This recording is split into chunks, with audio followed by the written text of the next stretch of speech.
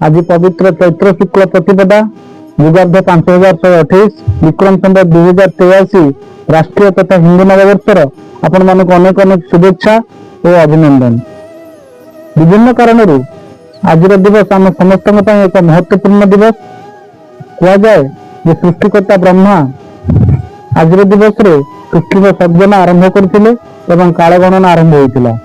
तृतीय जुगरे मर्यादा पुरुषोत्तम श्री रामचंद्र एवं द्वापर जुगरे धर्मराज युधिष्ठिर राज्याभिषेक आज दिवस ही होइतिला। सम्राट विक्रमादित्यंकर सिंहासन आरोहण एवं विक्रम संवतर प्रचलन आज दिवस ही आरंभ होइतिला। राष्ट्रीय स्वयंसेवक संघर प्रतिष्ठाता श्री केशव बलिराम हेडगेवारंकर जन्म आज दिवस होइतिला। संत झिललालंकर जन्म जयंती आज दिवस पालन करा जाए एवं स्वामी दयानंद सरस्वती आज दिवस ही आर्य समाज गठन करथिले। माँ दुर्गांकर बासंतिक नवरात्रि आज ठारे आरंभ होता है।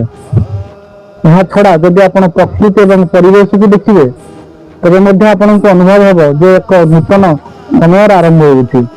वृक्ष एवं वनस्पति माने पुराना पत्र को झाड़ी नूतन पत्र एवं पुष्प रे प्रस्फुटित होइछन्ति। बसंतर मलय पवन रे मनरे नुआ शक्ति संचार होउछि।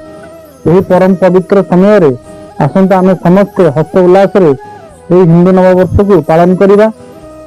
समस्त हिंदू परिवार मानक अनुरोध आज घर सामने रे झोटी एवं चिता पकाई पूर्ण कुंभ बा कलश बसाइबे, दीप जालिबे, घरे सात्विक भोजन करिवे, पिठापଣା आदि करिवे, कौनसी आमिष द्रव्य रंधन करिवे नहीं एवं पाखर देवालय को जाई ईश्वर का आशीर्वाद नेबे एवं यही नुआ वर्षटी समस्त मंगलकारी हो यह प्रार्थना करिवे। भारत माता की जय। जय जगन्नाथ।